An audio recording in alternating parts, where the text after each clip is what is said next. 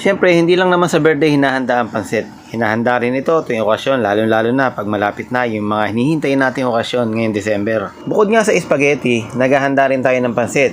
O kaya naman, kung tawagin ay bihon o kanton. Pero itong niluto ko, pinagsama ko naman yung sotanghon at saka bihon. O di ba mas masarap? Kaya tara, luto tayo.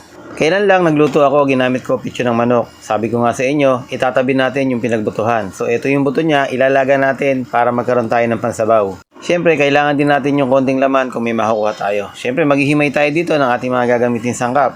Bumili ko ng ilang pirasong sitsaro, bichuelas, gamit din tayo ng carrots dito. Siyempre, hindi mawawala dyan ay repolyo. Kung meron pa kayong gustong idagdag na gulay, wala naman problema. Mas maganda kung maraming gulay ang pansit. Maraming salamat po sa lahat ng nanonood sa oras na ito. At sa mga bago nating followers dyan, maraming salamat po. Welcome na welcome po kayo. Meron tayo dito ang isang pirasong liempo. Bumili nga ako ng 1 kilong liempo at gagamitin nga natin yung 1 piraso dito sa ating pansit. Sa totoo lang naman talaga, napakasarap ng maraming sahog pagka pansit ang lulutuin mo.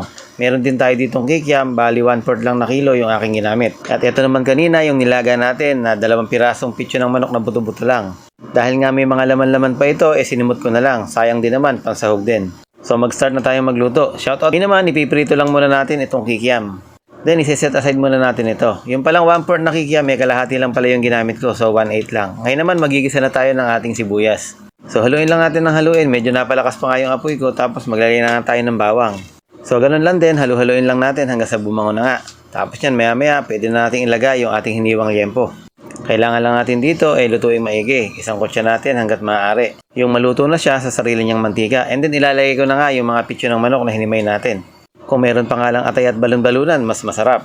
Pero dahil medyo budget meal lang yung ating niluluto, okay na yan. Nagtimpla lang ako ng konting patis para may dagdag pampalasa din. Tapos patuloy lang tayo sa paghahalo hanggang sa magsama-sama na nga yung ating mga niluluto. Kagaya niyan, nilagay na nga natin yung mga kikiam. Then titimplahan natin ito ng 1 pack na maliit ng oyster sauce. Kahit anong brand na lang ng oyster sauce, kung anong meron sa'yo, itimpla mo. At kung meron ka namang liquid seasoning dyan, lagyan mo rin kahit maliit na pakete lang. Kung napapansin ninyo, konti lang yung nilagay kong patis kanina. Ngayon naman, nilagay na nga natin yung carrot, chitsaro at saka yung bagu beans. O bichuelas kung tawagin. Hahalu-haluin lang natin ito hanggang sa medyo maluto na nga yung ating mga gulay. At pinakalas naman natin ilalagay na gulay itong ating mga repolyo nga. Dahil nga medyo madali lang itong maluto, pag nainitan ito ay nalalanta agad. So halu-haluin mo lang. Kung kaya mong gawin yung ginagawa ko, tahip-tahip mo lang o i-toast-toast mo lang, okay na yan. Basta lagi ka lang mag-iingat pag nagpa-practice ka magluto sa bahay para nga hindi ka mapaso o masaktan. So medyo half cook na nga ito at hahanguin ko muna. Set aside muna natin ito para mabigyan daan natin yung pagluluto ng ating mga bihon o kaya ng kanton at saka yung sotanghon. Gamit yung ating kaldo, nilagay ko na nga dito sa ating kawali at nilagyan na nga natin ng toyo, paminta. At para nga mas makumpleto mo pa yung lasa, pwede ka pang maglagay ng mga konting granule seasoning lang. Basta lagi mong tandaan, huwag kang maglalagay na sobra-sobra dahil baka mamaya sumobra naman ng pagkakalagay o umalat naman, siguradong mahirap nang baguhin yun. Mas maganda na yung medyo matabang, mas madali kang makakapag-adjust. So ito na nga, nilagay na nga natin yung 2 maliit na pack ng ating kanton at isinama ko na nga din dito yung binabad kong sotanghon kanina. Medyo ilakas mo lang yung kalan dahil nga sisip-sip yan at dahan-dahan na nga yan maluluto. At bago pa nga maluto itong ating mga noodles, hanggat may sauce pa nga, ilagay mo na nga yung mga gulay kanina.